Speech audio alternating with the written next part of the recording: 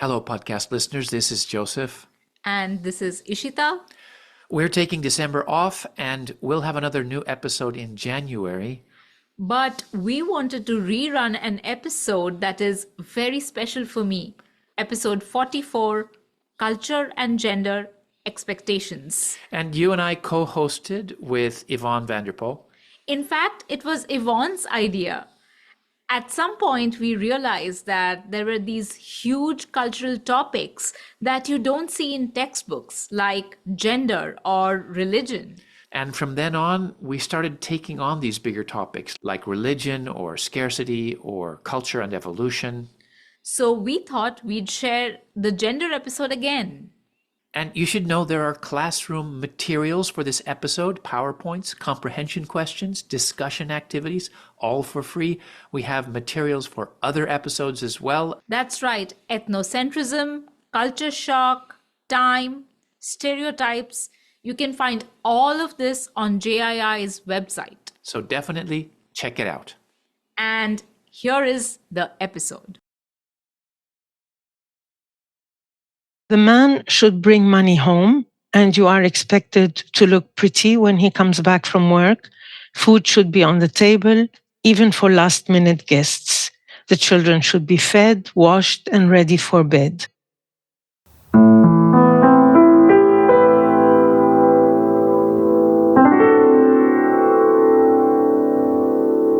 Hello, this is Joseph Scholz, and welcome to the Deep Culture Podcast, where we explore culture and the science of mind. And today I am here with my colleagues and co-hosts, Ishita Rai and Yvonne Vanderpoel. Hello. Hi, Joseph. Hi, Yvonne. From Durgapur in eastern India. I am so happy to be here with both of you. Well, hello from the Netherlands, and great being here with both of you, Joseph and Ishita. This is just wonderful. Yes, well, we have been very excited about today's topic, so we decided to all join in the hosting. So the title of this episode is Gender and Culture, Expectations. And I'm very happy to explore this topic of gender and culture, because when we talk about intercultural understanding or cultural difference, the topic of gender often doesn't come up. And I actually find it a bit odd because gender is a cultural issue. Expectations about what it means to be a man or what it means to be a woman, they are very different around the world. And cultural bridge people have to navigate these differences. I've spoken about how I felt uncomfortable in France the first time a man leaned in to kiss me on the cheek. And Yvonne, you spent a year in Costa Rica, and I'm guessing that attitudes about gender were quite different from the Netherlands. Oh yes, very different. And not only was I a woman, I was a young, single Dutch woman. Una señorita, so to say. I definitely had to learn to deal with machismo, which is a strong sense of manliness that I was not used to at all. And that comes with all kinds of assumptions about women.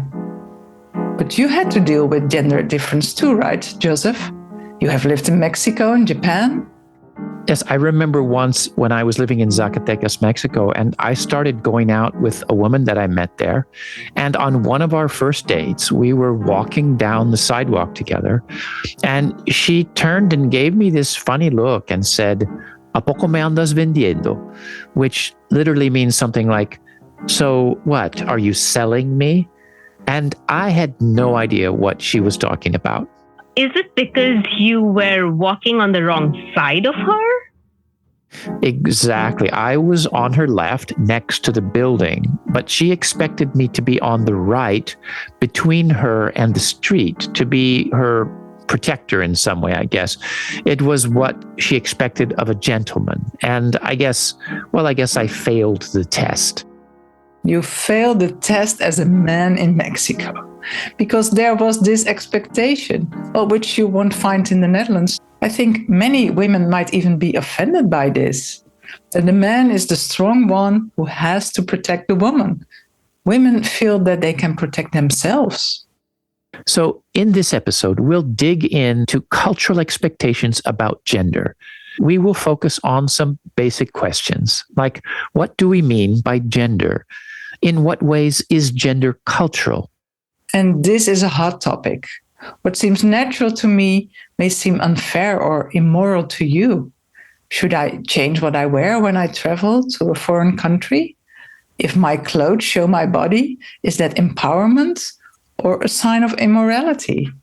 And to navigate these differences, to decide where we stand on these issues, we first need to understand the different cultural logics behind gender expectations. And this brings us to part one. Is gender cultural?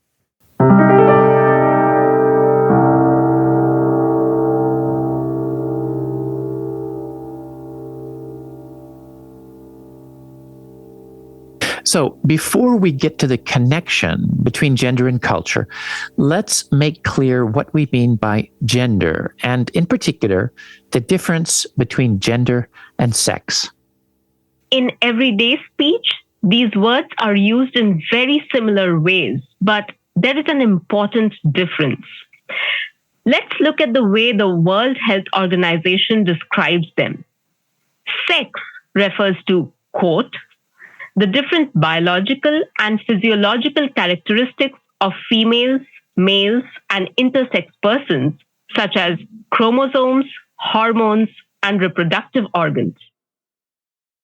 So when a baby is born and the doctor says it's a girl, she is saying that the child's sex is female. And in recent years, many of us are learning that it's not so simple as saying you are either a boy or a girl. Yet fundamentally, in this episode, when talking about sex, we are referring to biological differences. The word gender, on the other hand, refers to, quote, the characteristics of women, men, girls, and boys that are socially constructed. In other words, what people expect from women and men, boys and girls, the roles they are expected to play. So, for example, what my girlfriend expected of me in Mexico, that was different from what I was used to in the United States. And let's just touch on the term gender identity, which refers to one's individual experience of gender. Do you feel like a man or a woman? Or is it more fluid, for example? And let's also mention sexual orientation, which refers to our feelings of sexual or romantic attraction. I could be a woman who is attracted to women, for example. So let's go back to this idea of cultural differences in gender. We can clearly say that gender is cultural because societies have different cultural constructs of gender, different expectations about what it means to be a woman or man. And cultural bridge people find themselves navigating these differences. They have to make sense of them. And for me, at least, a big part of that was discovering that other places have different assumptions about gender.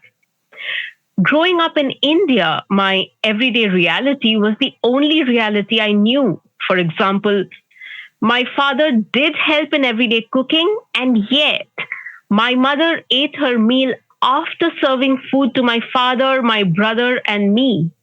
And this was just normal.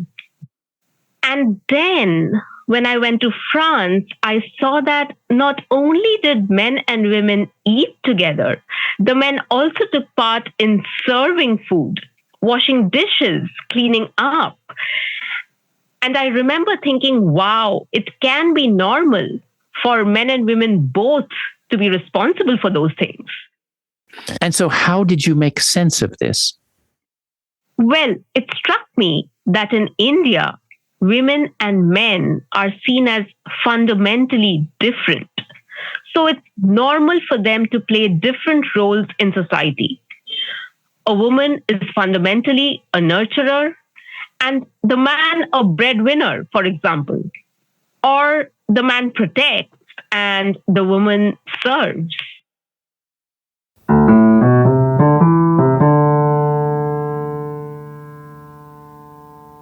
I think many Dutch people regard men and women as largely similar. In a family, for example, there is not much difference in how a girl or a boy is raised.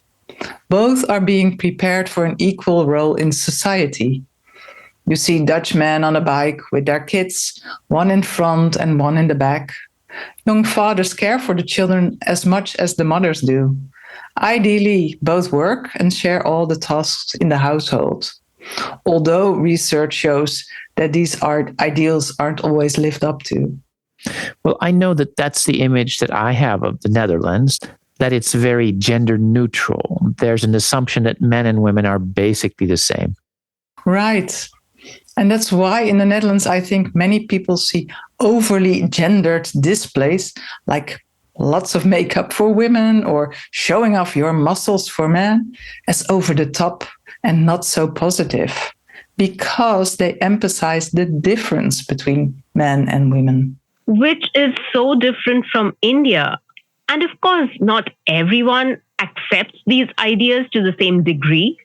My parents, for example, treated me and my brother more equally than in many families I knew. I grew up with my brother, and there was no difference in the way we were educated or the choices we had.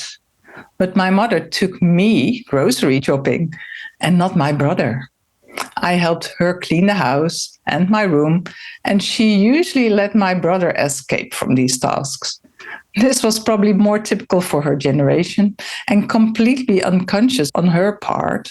So, of course, there is variation from person to person or family to family, but still, these basic ideas are powerful. The important lesson as cultural bridge people is that these basic assumptions act as different starting points for cultural values. In other words, if your starting assumption is that men and women are similar, then nurturing men and strong women will be valued. But if your starting assumption is that men and women are different, you will find it natural to honor difference. Strong men are valued and nurturing women are valued. For example, for my mother, waiting until the family ate was a sign that she was a good woman, nurturing her family. That's how her mother and her mother's mother did things. Well, to Dutch ears, this just sounds like mistreatment. The neighbors might even contact the police to report abuse. Living in Costa Rica, I was surprised to see a young daughter cutting her father's toenails. For them, it was absolutely normal. Yet I could never imagine me doing that for my father. Same for eating last. For Ishita's mother, it might be natural. But for me or my mother or even my father, it would seem totally unfair. And this is precisely why gender is cultural. And this can be difficult in foreign places. If you grow up in a society where modesty is important, do you take off your clothes if your Finnish friends invite you to a sauna? If you're a woman who feels gender equality is important, do you cover up because that's the local custom? And these are the kinds of questions that cultural bridge people often have to grapple with. Which brings us to part 2. What do you expect?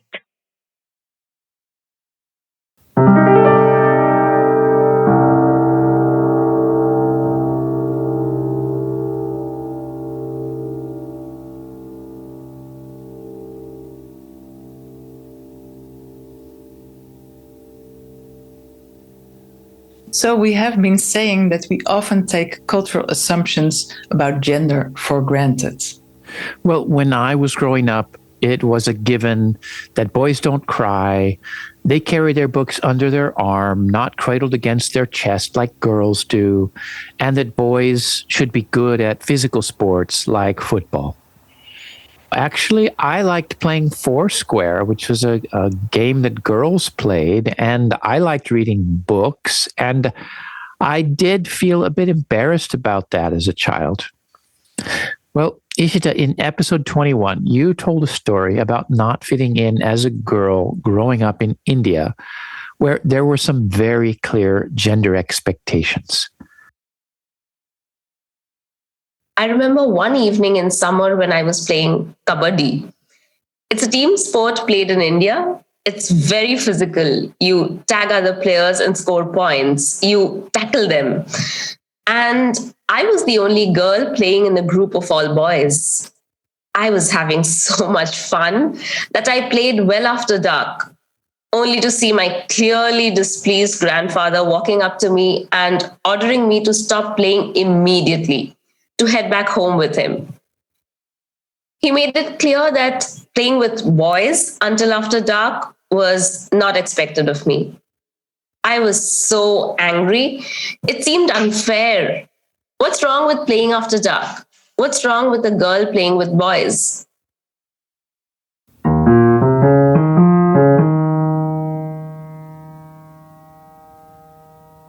So, Ishita, you were playing kabaddi, but you were the only girl. Is that unusual for girls to play?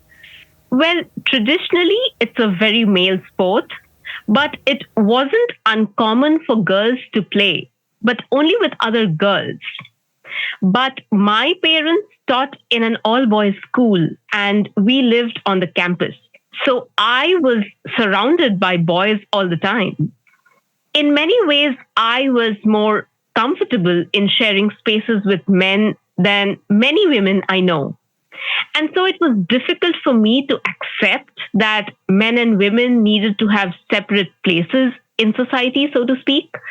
But in India, boys must be boys and girls must be girls. And that was never easy for me.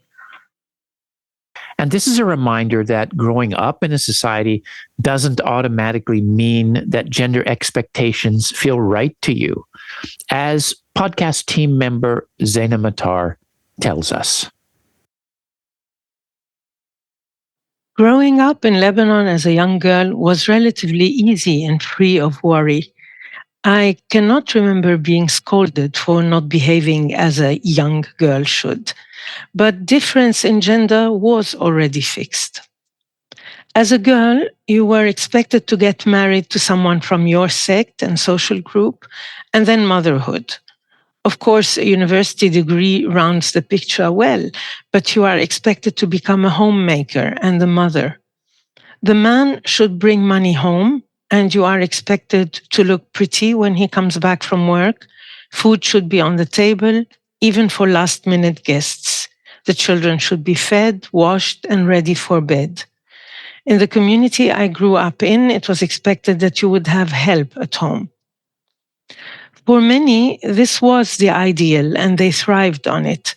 Expectations were about the smallest things, like clothing, wearing jeans or not, all the way to more important matters, such as the virginity of girls. They were expected to keep themselves, so to speak, for their future husband. To me, this was one of the most hypocritical things ever. You were judged and criticized all the time, and by extension, so were your parents and your family. I was a bit rebellious. Many of these expectations didn't make sense to me, and I clashed with my mother. She loved clothing and fashion, while I was quite the opposite. Eventually, I left Lebanon and was quite comfortable with gender expectations in Australia, the US, and Germany. And my kids, who grew up in Germany, certainly experienced a different gender world than I did. And that's just fine with me.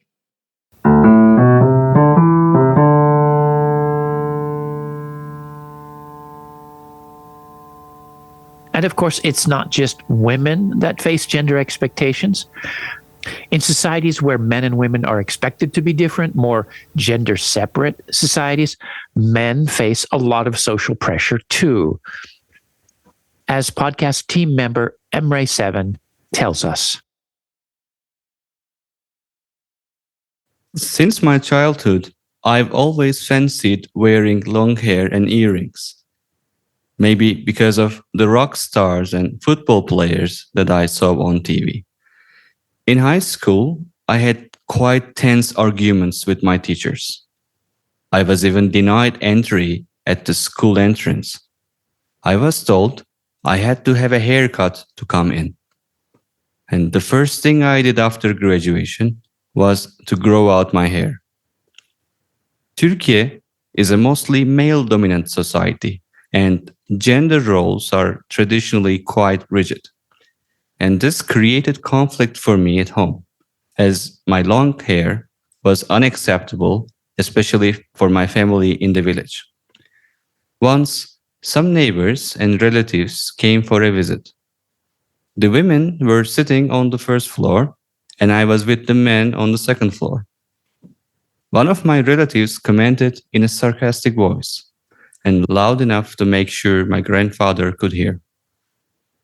"Son, very nice hair you have." My grandfather answered even more ironically, "Ah, yes, he's a bit different." I also remember something my great grandmother said. In fact, it was the last time I saw her. She was over 100 at the time. She hugged me goodbye as I was departing and said something very untypical of her, as she never commented on these things. In her local dialect, she said, "Oğlum, adamlarda saç iyi olmaz." Which means, "My boy, they say it would not be good for a man to have long hair." It was even worse with my earrings. I got them when I was around 15, and my father, who is not a dominating type, was very angry. "What the hell is this? I will not see that thing in your ear again." And that made me angry. I said, "If you do not look at it, you won't see it." And things got very tense. He said, "Men do not wear these things." To which I replied, "If my manhood would be ruined with a tiny piece of metal, then so be it." I slammed the door and left the house. Eventually, my family accepted these things. The unhappiness with my long hair and earrings gradually turned into small complaints, then suggestions, and finally to acceptance. Sometimes my father says, "At least do not wear big earrings," but he fights no more.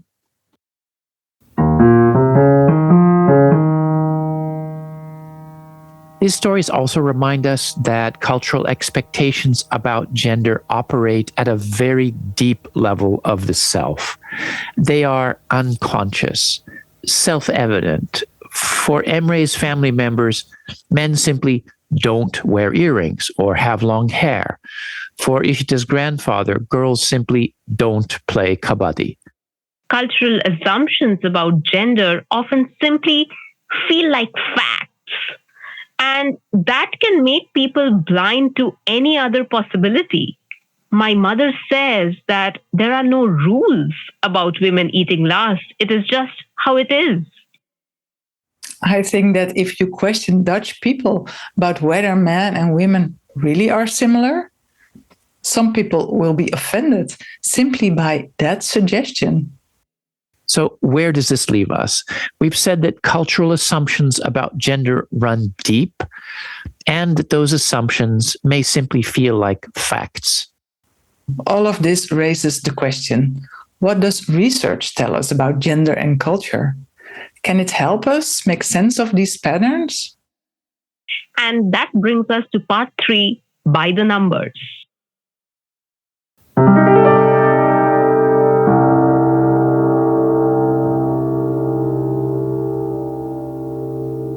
In part 3 of this podcast, we usually try to connect things to research.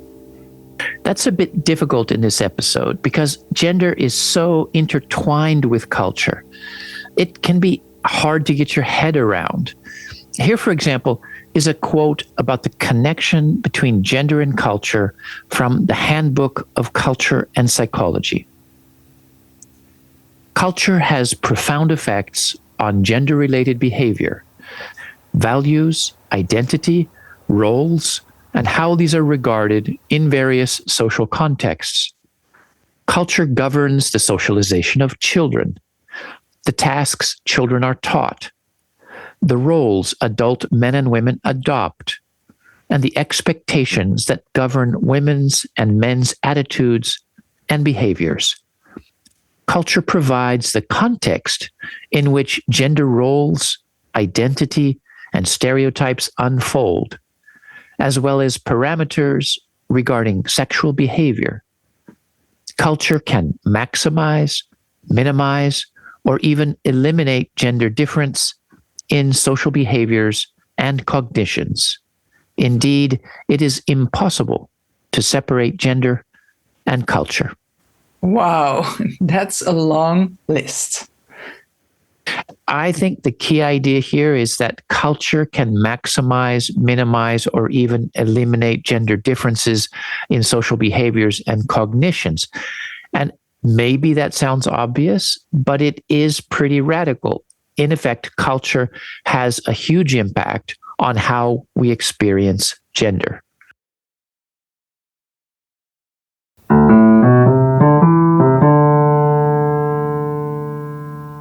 We can learn about these differences through research. For example, the World Values Survey compares cultural attitudes around the world and has questions about attitudes related to gender. One result that caught my eye related to the idea that women have a duty to society to have children. In the Netherlands, less than 4% of people agreed with that statement. In the US, about 10% did. But in India, it was nearly 70%. I think that in the Netherlands, women are not seen mainly as mothers. My husband Eric and I don't have children, but in Dutch society, I'm not seen as less of a woman, and he's not seen as less manly. I think in India, being a mother is central to the identity of a woman, even among many educated women. Well, when I saw those results, I wanted to see differences in attitudes about family. But when asked if family is important, there was really little difference. 91% of Americans, 94% of Indians, 86% of Chinese, and almost 80% of respondents in the Netherlands agreed that family is important. And this is fascinating. So people everywhere think family is important, but the image of family for an Indian may be very different from a Dutch person. Another item asks whether men make better political leaders than women. Around 50% of Chinese, Indian, and Turkish respondents agreed, while the numbers were 13%, 9%, and 18% for the Netherlands, Great Britain, and the US. There were some findings which I found rather frightening. One item asked whether it is ever justifiable for a man to beat his wife. And those numbers are frightening. In the US and Japan, about 13% felt it might be justifiable. In China and the Netherlands, almost 20%. 1 in 5.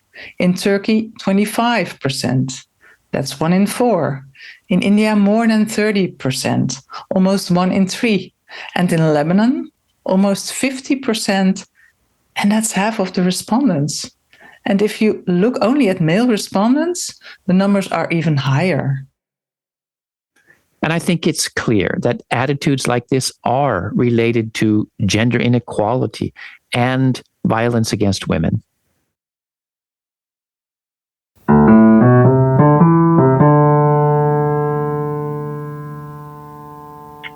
And you can also find data about expectations regarding sexual orientation in the World Values Survey. Nearly 70% in Turkey and China feel that homosexuality is never justifiable. The figures are close to 50% in India and Lebanon, whereas in the Netherlands, it's only 4%. What is clear from these numbers is that attitudes about gender and sexuality vary a lot depending on culture. And what some people will find normal, others will find shocking. Let's also explore research into culture and gender begun by Geert Hofstede. He did a landmark study of IBM employees around the world in the 1970s. He identified what he describes as relatively more masculine cultures versus more feminine cultures. And his research showed that men and women around the world tend to be oriented towards different workplace goals. Men more likely to value earning, recognition, and advancement, whereas women were more likely to emphasize cooperation and job security. And based on this, he created the dimension of masculinity and femininity to rank countries.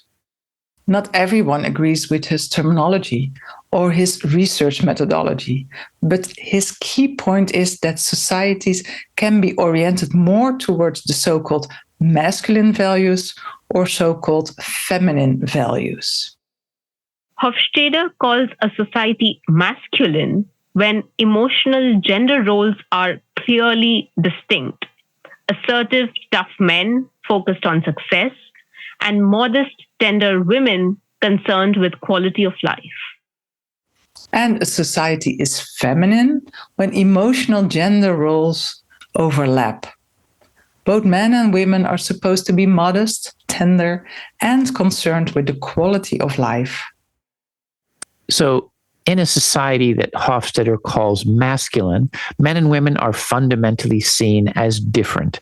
And in societies he calls feminine, they're more likely to assume similarity.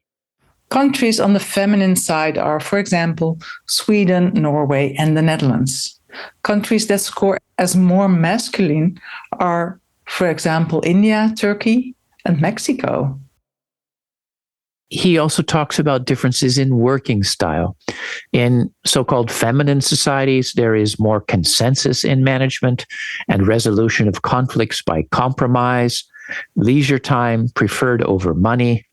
In so-called masculine societies, more decisive and aggressive management, resolution of conflicts by letting the strongest win, with more money preferred over more leisure.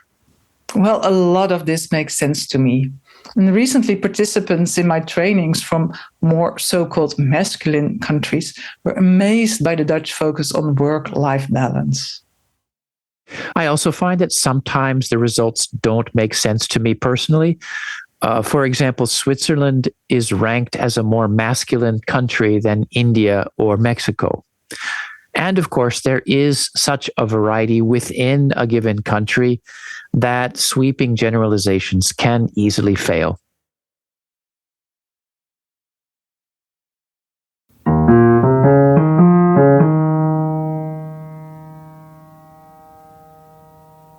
And here is a result that I found very interesting. Quote, women's values differ less among countries than men's values do. And a country's femininity is more clearly reflected in the values of its men than in those of its women. That implies that as a whole, men are more culturally different across cultures than women. That's fascinating. I wonder if that means it might be easier for women to connect to women across cultures and harder for men. Well, I know that I have learned important lessons from my foreign experiences with men.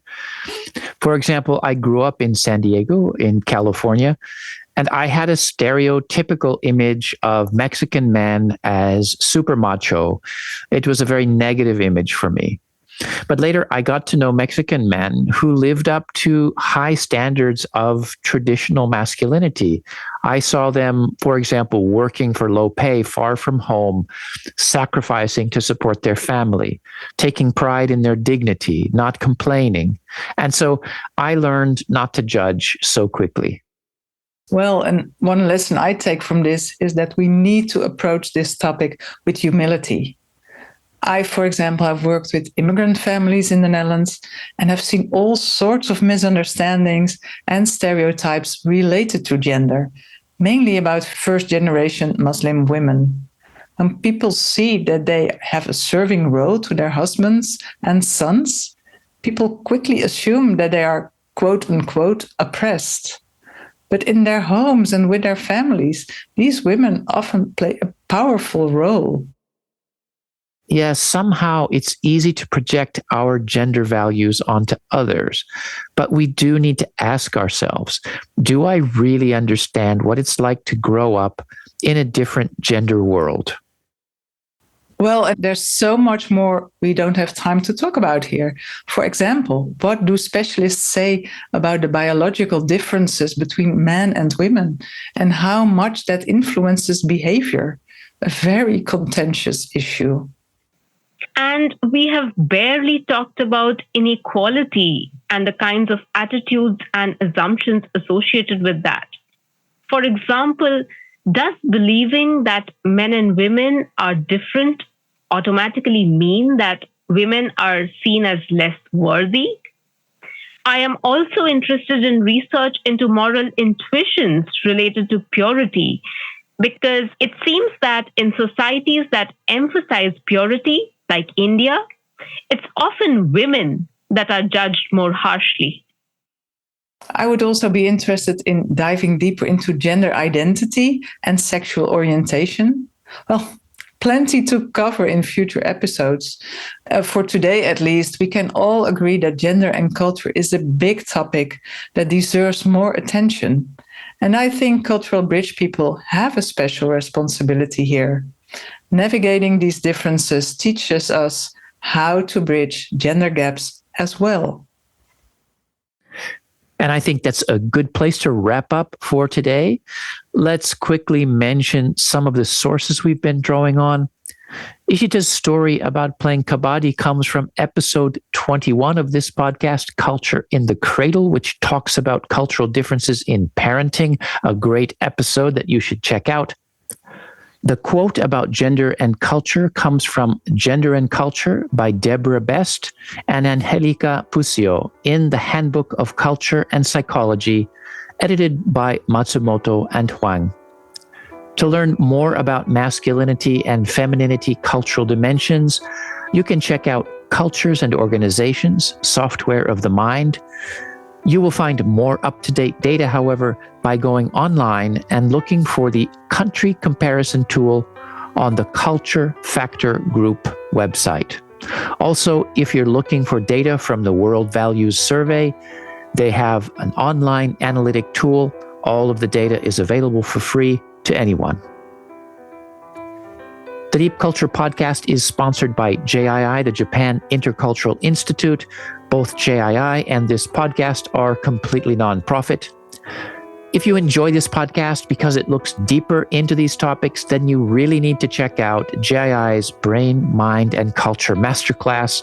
It is a blended learning course and online community. It is facilitated by me and Yvonne Vanderpool. All of the podcast team members have participated. Check it out. Do a web search for the Japan Intercultural Institute. Thanks to Emre7 and Zaina Matar for sharing their stories today. Thanks also to the other members of our podcast team, Liu, Danielle Glintz, Ikumi Fritz, and our sound engineer, Robinson Fritz, and of course, everyone at JII. And thanks to you, Yvonne and Ishita, for sharing this time with me. Well, it was a lot of fun doing this episode, especially also with Tree. Yes, it was indeed a lot of fun. And thank you, Joseph and Yvonne, for spending this time together.